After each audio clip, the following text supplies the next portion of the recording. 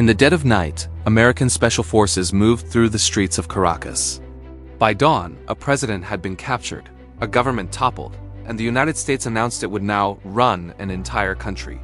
But here's what nobody's talking about. This isn't just about one dictator. This is about 303 billion barrels of oil. A new doctrine that could reshape America's foreign policy for decades, and a decision that has Russia, China, and Iran scrambling to respond. What you're about to discover will change how you see US power in Latin America forever. And if you think you understand what just happened in Venezuela, you might want to reconsider.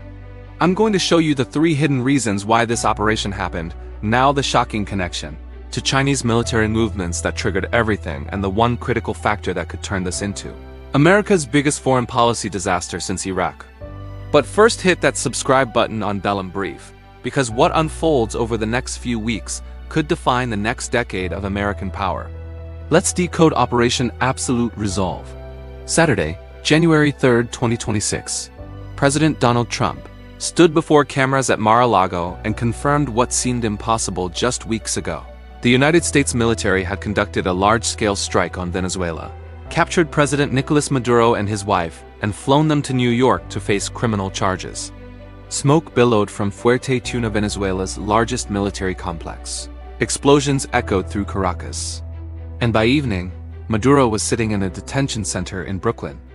Trump's words were direct. We're going to run the country until such time as we can do a safe, proper, and judicious transition. But to understand why American forces just invaded a sovereign nation, captured its leader, and announced a temporary occupation, we need to go back, not just weeks or months, but years. Because this operation didn't start with Trump. It started with oil, power, and a failed state that became a playground for America's enemies. Venezuela wasn't always a crisis state. In fact, Venezuela sits on the world's largest proven oil reserves, 303 billion barrels. That's roughly 20% of all global reserves. To put that in perspective, Saudi Arabia has 297 billion barrels. Venezuela has more than the Saudis. Yet today, Venezuela produces less than 1 million barrels of oil per day.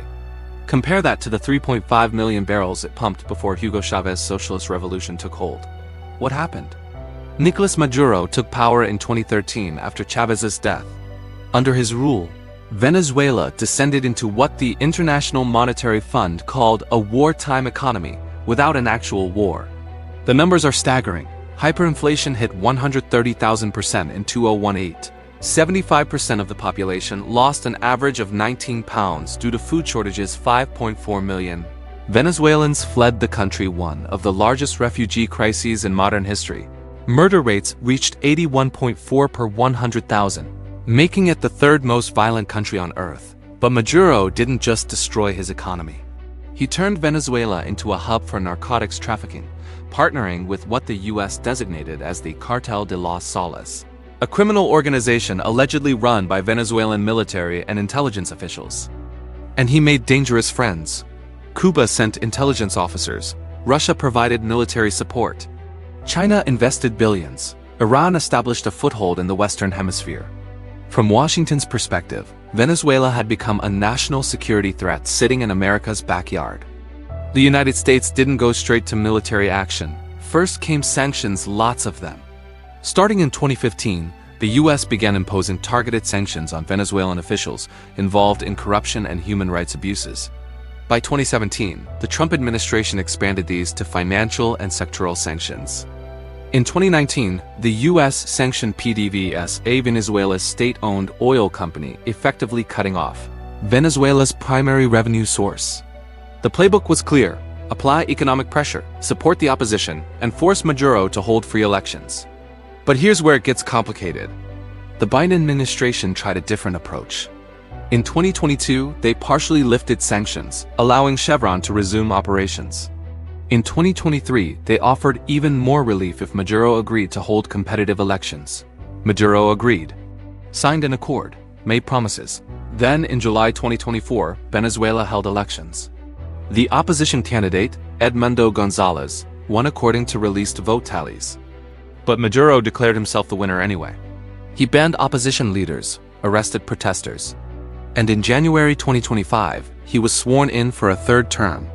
The sanctions playbook had failed completely. Now, here's the question that should be making you uncomfortable. If sanctions didn't work, what changed Trump's calculation to go from economic pressure to full military intervention?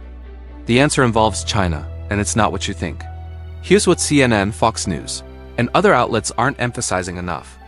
Just days before Operation Absolute Resolve, U.S. intelligence detected Chinese People's Liberation Army forces conducting wargaming exercises for combat operations in the Western Hemisphere. Read that again. Chinese military forces practicing warfare scenarios in America's sphere of influence. Then China released a new strategy for Latin America that explicitly refused to recognize the region as having special significance to U.S. security. This was a direct challenge to the Monroe Doctrine, the 200-year-old policy that opposes European and now Chinese interference in the Americas. According to the Atlantic Council, Trump's operation represents the Trump corollary to the Monroe Doctrine, a forceful reassertion that the Western Hemisphere is America's domain. But there's a second factor, the migration crisis. The Trump administration had just terminated temporary protected status for Venezuelans, meaning thousands could face deportation.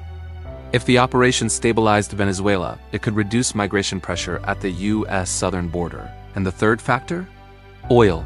Trump was explicit in his press conference. Very large United States oil companies will move into Venezuela to fix the badly broken oil infrastructure and start making money for the country.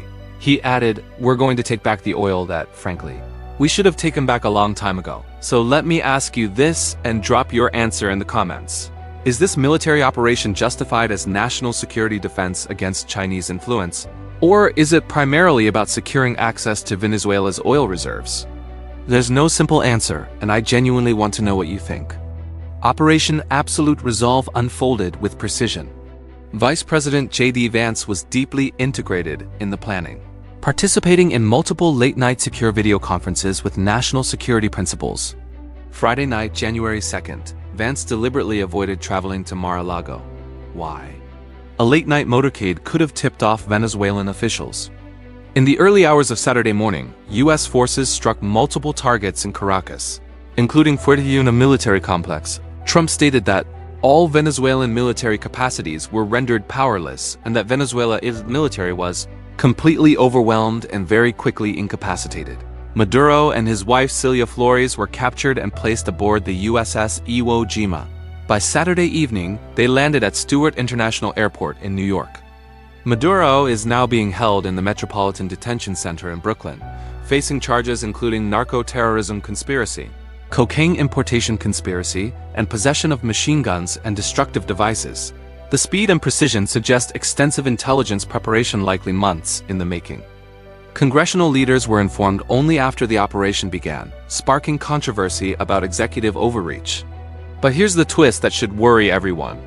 Trump said the U.S. will run Venezuela until a safe, proper, and judicious transition can occur. But he provided no timeline, no details on governance structure, no clarity on who will lead Venezuela next. He notably declined to endorse Maria Corina Machado, the opposition leader. He didn't commit to supporting Edmundo Gonzalez, who actually won the July 2024 election. This creates a massive vacuum. Under Venezuela's constitution, when a president is removed, elections must be held within 30 days. But will Trump honor that? Will he install an interim government? Will U.S. military forces remain as an occupation force? International reaction has been swift and hostile. Russia called it an act of armed aggression and deeply concerning and condemnable. Iran condemned it as a flagrant violation of national sovereignty. The UN Security Council is convening an emergency meeting. UN Secretary General Antonio Guterres is deeply alarmed and warned this sets a dangerous precedent. Even Pope Francis, the first U.S. Pope, expressed concern, calling for the welfare of the beloved Venezuelan people to prevail over all other considerations. Mexico, Colombia, and Brazil, key Latin American allies, have expressed concerns about U.S. military intervention, though they stopped short of outright condemnation. Now here's the critical comparison. Experts are looking at three historical precedents. Panama, 1989. The U.S. invaded, removed Manuel Noriega, and established democratic government. But Panama had less than 2.5 million people and existing U.S. military presence. Venezuela has 28 million people and rugged terrain. Argentina, 1982. Military junta fell, democracy restored. But Argentina had a professionalized military that supported transition. Venezuela's military has been corrupted and monitored by Cuban intelligence. Libya 2011, Gaddafi overthrown with NATO support. The country descended into chaos, civil war, and remains unstable today. Which scenario does Venezuela follow? Council on Foreign Relations analysts warn Venezuela is more likely to resemble Libya than Panama, plagued by competing factions, remaining Maduro loyalists and Cuban intelligence officers who haven't been captured. And remember, Venezuela's oil infrastructure has been neglected for years. The Energy Information Administration estimates it would take 12 years and billions in investment to restore production to previous levels. So the question becomes, will U.S. oil companies invest in a country that expropriated their assets in the early 2000s? Will they risk capital in an unstable security environment? One energy consultant put it bluntly: until there is a reliable legal and fiscal regime and stable security situation, few U.S. companies will return. This operation signals a fundamental shift in American foreign policy. For decades, the U.S. has relied on sanctions, diplomatic pressure, and covert action. Direct military intervention to overthrow governments has been rare in the 21st century. But the Trump administration has now demonstrated willingness to use military force to remove foreign leaders in the Western Hemisphere. This sends a message to Cuba, Nicaragua, and any other regime aligned against U.S. interests: accommodation or regime change. It also signals to China and Russia: the Western Hemisphere remains America's sphere of influence, and Washington will enforce that claim with military power if necessary. Some analysts are calling this a dramatic foreign policy victory, ranking it among Trump's top 3 achievements alongside actions against Iran's nuclear program. Others warn it could become a quagmire and open-ended commitment to rebuild a failed state while managing hostile regional reactions and limited international support. The reality? We won't know for months or even years whether Operation Absolute Resolve was strategic genius or catastrophic overreach. So here's what I want you to consider, and I'm genuinely curious about your perspective. Question 1. Do you believe the U.S. military intervention in Venezuela was justified, considering Chinese military activities and the narcotics threat? Or does this set a dangerous precedent for future interventions? Question 2. Will Venezuela follow the Panama model and stabilize, or the Libya model and descend into chaos? What factors will determine which path it takes? Question 3. Should Trump commit to holding elections within 30 days as Venezuela's constitution requires, or does the U.S. need a longer transition period to ensure stability? Drop your answers in the comments. I read every single one, and the discussions you start are what make this channel valuable. If you found this analysis helpful, subscribe to Bellum Brief right now. We're tracking this situation day by day, and the next few weeks will be critical. You don't want to miss what happens next.